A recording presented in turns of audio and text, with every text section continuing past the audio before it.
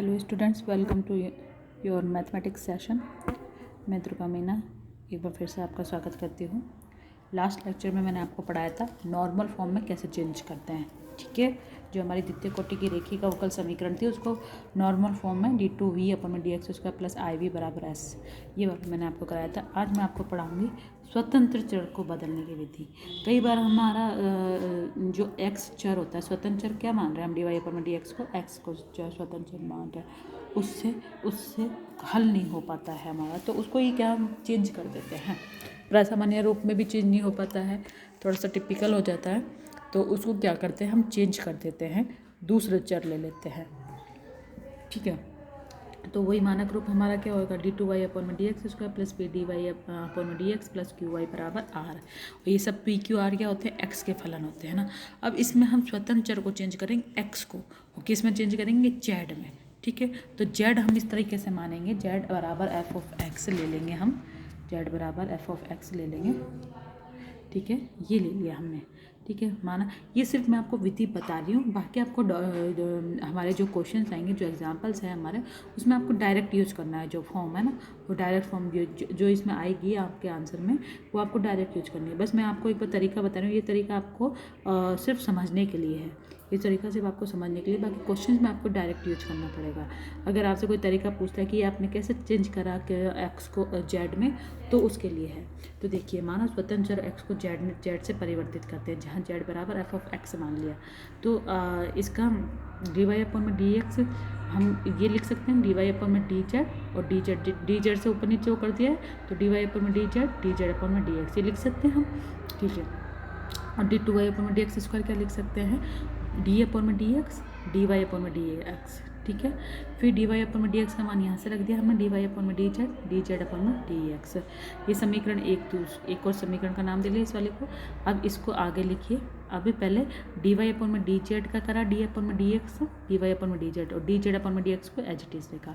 फिर dy/dz इस वाले को एज इट इज रखा, और ये x है, यहाँ पर भी x है, तो d2z/dx² हो गया। ये इसलिए नहीं हुआ d2 ये, क्योंकि यहाँ dx है और यहाँ dz है, इसलिए एक बार इसको एज इट इज रखा हुआ, और dz, ठीक है। अब ये देखिए, ऊपर करते हैं इसको, है इसको हम क्या लिख सकते हैं, dx की जगह dz लिख दिया, और एक dz यहाँ भी लिख दिया हमने, ठीक है। वापस से ऊपर नीचे वो कर दिया है, तो dz/dx, और पहले से dz/dx प्लस ये वाला एज इट इज है ना। अब ये देखिए, ये dz भी यहाँ है, dz यहाँ है, तो ये d2y/dz लिख सकते हैं इसको, है ना, d2y/dz² बराबर, क्योंकि देख लो यहाँ पर ये भी है df/dx, चूँकि z बराबर क्या है, f(x) है, तो df/dx क्या होगा, पहले df/dz करेगा, z बराबर f(x) है ना, z बराबर f(x) दे रखा है हमें, है ना।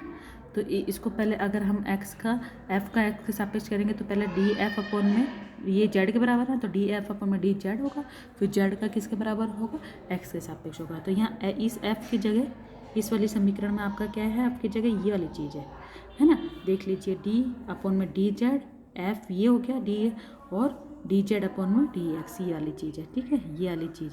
इसमें f की जगह यहाँ से आप कंपैरिजन करो इस वाली समीकरण को, ये f की जगह ये वाली चीज़ है, और ये किसके बराबर आ रही है, इस वाली के बराबर आ रही है, ठीक है।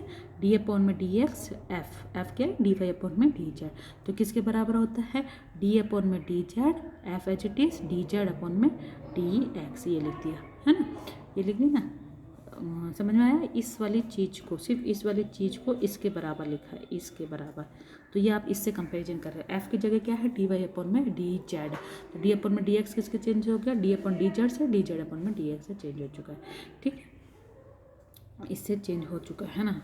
अब ये हमारा हो गया, यहाँ पर भी dz है, ये भी dz है, तो d2y/dz² हो जाएगा, और ये dz/dx का होल स्क्वायर हो जाएगा, ठीक है ना।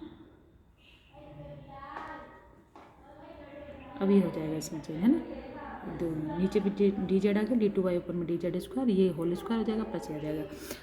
अब ये हमको चेंज करना है ना, तो ये दोनों का मान आ गया ना, z में आ गया ना दोनों का मान, dy/dx का मान भी आ गया, और d2y/dx² का भी मान हो गया। अब इन दोनों का मान, जो हमारा मानक रूप है कौन सा मानक रूप है हमारा, d2y/dx² plus p/dy/dx plus qy, इसमें हम मान रख देंगे dy/dx d2y/dx² का मान रख दिया यहाँ से। ठीक है, मान रखो d2y/dx² की जगह क्या आएगा, ये पूरी चीज़ आएगी, यानी इस समीकरण से इस समीकरण में, है ना। तो d2y/dx² किसके बराबर है, इसके बराबर। तो यहाँ तक क्या हो गया, फिर प्लस dy/dx है, तो प्लस p dy/dx का मान क्या आता है, ऊपर निकला अभी ऊपर वाले समीकरण में, यहाँ से ये वाली समीकरण dy/dz dz/dx प्लस qy बराबर r। ठीक है, ये चेंज हो गया ना।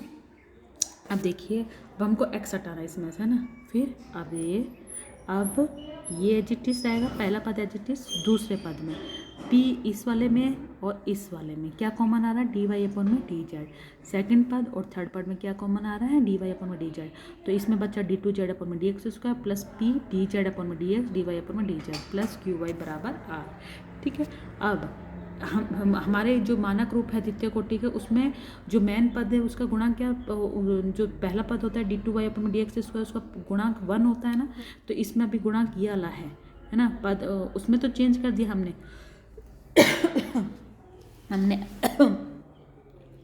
x की जगह z तो चेंज कर दिया, लेकिन अभी हमारा गुणांक 1 नहीं हुआ है। तो इसका गुणांक 1 करने के लिए इस वाले पद को dz/dx² को क्या करेंगे, डिवाइड कर देंगे पूरे समीकरण से। तो पूरे समीकरण से डिवाइड कर दिया, तो इसका गुणांक 1 हो गया, इसके नीचे ये आ गया, और यहाँ q के नीचे ये आ गया, यहाँ r के नीचे ये आ गया। ठीक है, अब इनको हम नया नाम दे लेते हैं, ये p1, ये q1 और ये r1।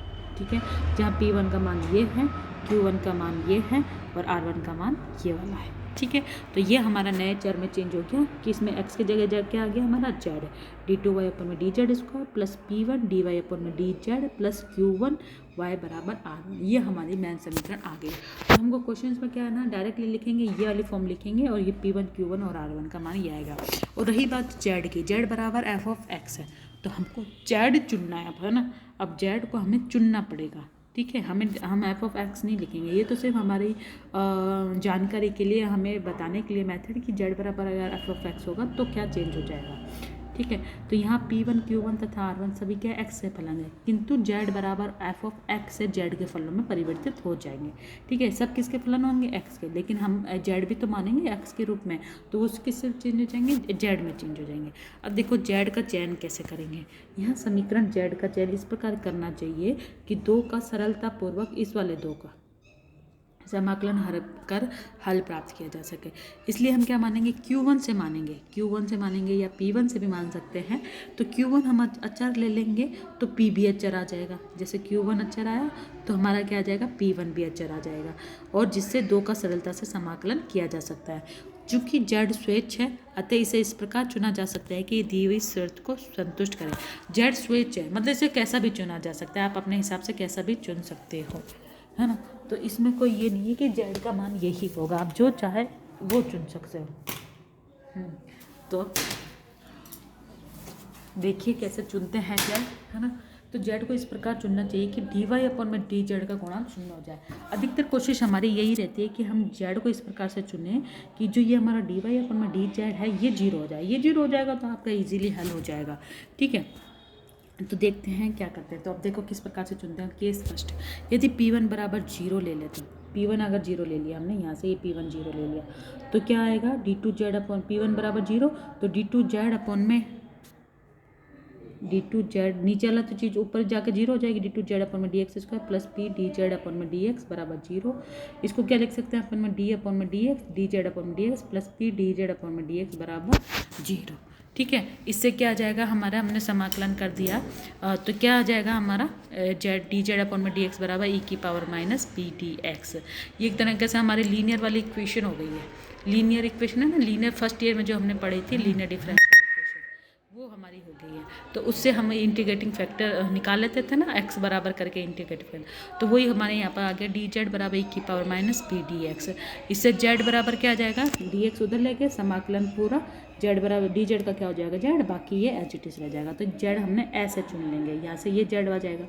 ठीक है, अतः समीकरण 2 जो हमें का समीकरण 2 आया d2y/dx² प्लस p1 0 मान लिया, तो p1 वाली टर्म तो 0 हो गई, सिर्फ क्या बचा q1y बराबर r1।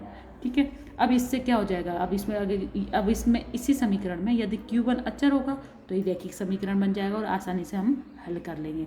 और Q1 अचर होगा, अचर अपॉन में जेड स्क्वायर, तो चर गुणांकों का समघात समीकरण बन जाएगा और फिर भी इसको हम हल कर सकते हैं। अब वो तो केस फर्स्ट है जब हमने P1 बराबर 0 लिया। अब केस सेकंड, अधिकतर हम ये केस सेकंड ही यूज करते हैं, जिसमें Q1 बराबर हम ए स्क्वायर ले लेते हैं, ए स्क्वायर ले लेते हैं। ए स्क्वायर में कुछ भी आ सकता है, ठीक है। जो Q1 का गुणांक दिया होगा ना उसके अकॉर्डिंग हम ए स्क्वायर ले लेंगे। यहाँ पर तो सिर्फ एक बताने के लिए जनरल फॉर्म में ए स्क्वायर ले लिया, तो ए स्क्वायर ले लिया तो Q1 बराबर ए स्क्वायर ले लिया। तो Q1 का मान क्या होता है, Q अपॉन में डी जेड अपॉन में डी एक्स का होल स्क्वायर। तो मान है ए स्क्वायर, नीचे डी जेड अपॉन में डी स्क्वायर, ऊपर ले गए इसको, प्लस माइनस Q के बराबर बचेगा। यहाँ से देखिए ना Q का मान क्या है, ये है, तो यहाँ ए स्क्वायर लिया, इसको ऊपर ले गए, इस वाले पद को ऊपर ले गए और अंडर रूट ले लिया, तो ये A D Z upon D x और Q प्लस माइनस Q आ जाएगा। इसलिए ए जेड बराबर, अब फिर से डी एक्स को उधर ले गए और समाकलन कर दिया, ए डी जेड का तो हो गया जेड, ए जेड समाकलन plus minus Q D x. अब 2 का रूप क्या हो जाएगा हमारा, इसमें Q1 की जगह ए स्क्वायर रख दिया। अब यदि P1 एक अचर है तो ये आराम से हम हल कर सकते हैं। अब देखो इसमें अपन को कुछ नहीं है, अपन को P1 Q1 और R के मान रखने हैं, केवल P1 बराबर 0 तथा Q1 बराबर ए स्क्वायर चुनकर ही हल करना है। हमें जो जेड का मान निकालेंगे हम इस तरीके से ही निकालेंगे, या तो P1 बराबर 0 रखेंगे या Q1 बराबर ए स्क्वायर रखेंगे। अधिकतर में हम Q1 बराबर ए स्क्वायर ही रखना है, ठीक है। तो डायरेक्ट कैसे इसका जो मेथड है वो कैसे करना है, ये मैंने आपको सिर्फ समझाने के लिए ये वाला मेथड बताया कि जेड आया कैसे, जेड में चेंज करें। बाकी क्वेश्चंस में हम डायरेक्ट ये वाली समीकरण लिखेंगे कि हमने चेंज कर दिया है एक्स को जेड में और उनके मान लिख देंगे, ठीक है। जैसे अब एग्जाम्पल बता देती हूँ मैं आपको, d2y अपन में dx स्क्वायर प्लस 2 अपन में x, dy अपन में dx plus a square upon में x4, y बराबर 0। अगर आपसे डायरेक्ट क्वेश्चन में कोई मेथड नहीं दे रखा तो आप किसी भी मेथड से हल कर सकते हो, या तो आप सब पर सामान्य रूप में चेंज कर सकते हो, या आप एक पूरक फलन द्वारा जो आपको विधि बताई थी शुरू में उससे कर सकते हो, या आप इस विधि से कर सकते हो, ठीक है। तो P Q R आपको दे रखा है। अब डायरेक्ट इसने लिख दिया स्वतंत्र चर x को z में परिवर्तित करने पे दी गई समीकरण ये होगी, P1 का मान ये, Q1 का मान ये, R1 तो 0 होगा क्योंकि यहाँ R क्या है 0 है, ठीक है। अब हम Q1 क्या चुने, अब देखो Q का मान यहाँ पर रख देते हैं ए स्क्वायर अपन में x4 और P1 का मान भी हम ये रख देते हैं, ठीक है। अब Q1, अब z का चयन इस प्रकार, अब हमने Q मान लो ए स्क्वायर मान लिया है ना, Q ए स्क्वायर मान लिया, तो Q ए स्क्वायर डी जेड अपन में डी स्क्वायर उधर चला गया बराबर Q का मान क्या है, ए स्क्वायर अपन में x4 है, ए स्क्वायर से ए स्क्वायर कट गया, डी जेड अपन में डी एक्स क्या बचा 1 अपन एक्स स्क्वायर, डी एक्स को उधर ले गए, समाकलन कर दिया डी जेड का, जैसे कि मैं आपको करके बता देती हूँ। यहाँ पर मैं आपको बता देती हूँ Q1 अपन को क्या है मान अपना Q ये 1 अपन में डी जेड अपन में डी एक्स का होल स्क्वायर, ये हमारा मान है Q1 का, ठीक है। अब ये Q1 का हमारा मान है तो ये Q1 मान लिया हमने, Q क्या माना ए स्क्वायर मान लिया,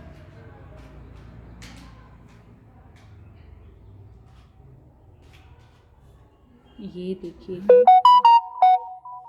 का हमारा मान क्या है Q अपॉन में, सॉरी हाँ Q अपॉन में। अब हमने Q1 को हमने मान लिया है ए स्क्वायर, यहाँ पर इसने जो Q लिखा है यहाँ पर ऊपर क्यों है, यहाँ Q1 की जगह Q1 बराबर ए स्क्वायर मान लिया हमने, ठीक है। Q1 बराबर हमने ए स्क्वायर मान लिया, तो ये ऊपर चला जाएगा, ये उधर चला जाएगा, क्या आ जाएगा ए स्क्वायर डी जेड अपॉन में डी एक्स का होल स्क्वायर बराबर Q अपन को क्या दे रखा है ऑलरेडी समीकरण से देख रहा था हमने, ए स्क्वायर अपॉन में x4 ये दे रखा है हमने, एक ए स्क्वायर से एक ए स्क्वायर कट गया, ठीक है। ये आ जाएगा डी जेड अपॉन में डी एक्स 1 अपॉन में एक्स स्क्वायर, ये हमारा आ जाएगा है ना। अब फिर डी एक्स को उधर ले गए,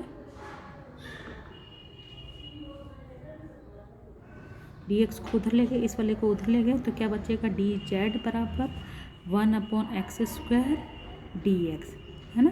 समाकलन करते डी जेड का क्या हुआ जेड बचा, 1 अपॉन एक्स स्क्वायर का क्या होता है -1 अपॉन एक्स होता है, तो जेड चुन लिया ना इससे, जेड चुन लिया इससे है ना। अब जब जेड चुन लिया तो P1 का मान निकालो, P1 का dz अपॉन में dx का मान तो यहाँ से निकल गया।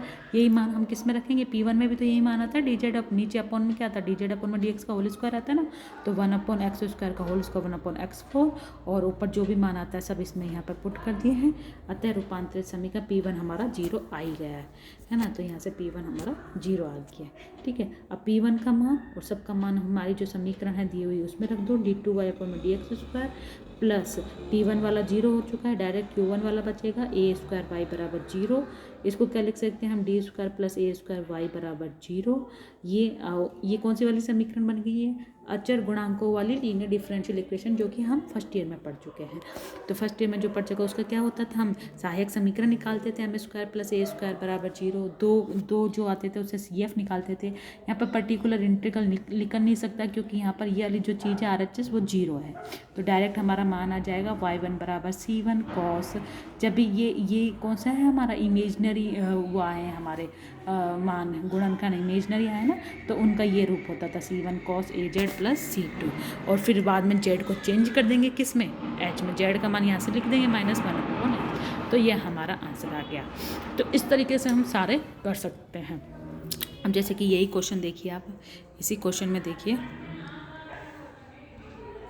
हाँ इसी क्वेश्चन में देखिए आप सेकंड वाले में, इसमें भी P का मान लिख दिया, Q का मान लिख दिया, R का मान, R फिर से 0 है इसमें। अब Z का चयन इस प्रकार करें, dz अपॉन में dx स्क्वायर बराबर 4 कोसेक स्क्वायर x। इसने क्या करा है, जो Q का मान है, Q का मान हमें क्या दे रखा है 4 कोसेक स्क्वायर x, और Q1 बराबर क्या है हमारा, Q1 बराबर क्या है हमारा Q अपॉन में dz अपॉन में dx का होल स्क्वायर। ठीक है, तो इसने Q1 को 1 मान लिया है। ठीक है, Q1 को a स्क्वायर की जगह 1 का स्क्वायर यानी 1 मान लिया है, और फिर इसको उधर ले गए 1 मान लिया ना, Q1 बराबर 1, तो dz अपॉन में dx का होल स्क्वायर कहाँ चला जाएगा, उधर चला जाएगा, लेफ्ट हैंड साइड में क्रॉस मल्टीप्लाई करेंगे 1, और Q का मान क्या है 4 कोसेक स्क्वायर x, स्क्वायर हटाएंगे तो क्या बचेगा हमारे पास, आप चाहो तो 4 भी मान सकते हो, 4 भी मान, तो 4 से 4 भी कैंसिल हो जाएगा, लेकिन हम इसमें, और इसमें हमने 4 भी नहीं माना, 1 मान लिया है। ठीक है, फिर हमारा dx को उधर ले जाएंगे, कोसेक का हमें पता है log 10x/2 होएगा। ठीक है, 2 बच जाएगा, स्क्वायर हटाएंगे तो z बराबर हमारा ये मान आ गया। अब dz अपॉन में dx का मान हम P1 वाले में रख सकते हैं, तो P1 में रखेंगे तो 0 आ जाएगा। Q1 बराबर देखिए यहाँ पर ये 1 मान लिया ना, तभी उससे ये वाली वैल्यू आई है। फिर R1 बराबर 0 आ गया, इसमें मान रखा, और वही वाली समीकरण बन गई है जो अभी थोड़ी देर पहले बनी थी, जिसमें CF निकालते हैं। ठीक है, नेक्स्ट वाला इसी तरह मैंने आपको ये सारे एग्जाम्पल दिए हुए हैं, ये सारे एग्जाम्पल आपको इस तरीके से करने हैं। P1 बराबर 0 आ रहा है सब में, Q1 और सभी उसी चेंज में हो रही है, लीनियर डिफरेंशियल इक्वेशन में चेंज हो रही है, जो हम CF फर्स्ट ईयर में निकाल चुके हैं। ये एक और एग्जाम्पल, सारे एग्जाम्पल्स मैंने आपको इसमें दिए हुए हैं, तो आप ये सब देखिएगा और सब अपने अकॉर्डिंग करिएगा। तो ये टॉपिक आपका यही फिनिश होता है स्टूडेंट्स। हम नेक्स्ट, ये काफ़ी इंपॉर्टेंट है, आप इसको पढ़िएगा, बहुत अच्छे से हो सकता है।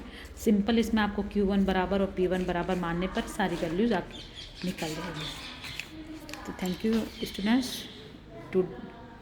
Enough for today, thank you.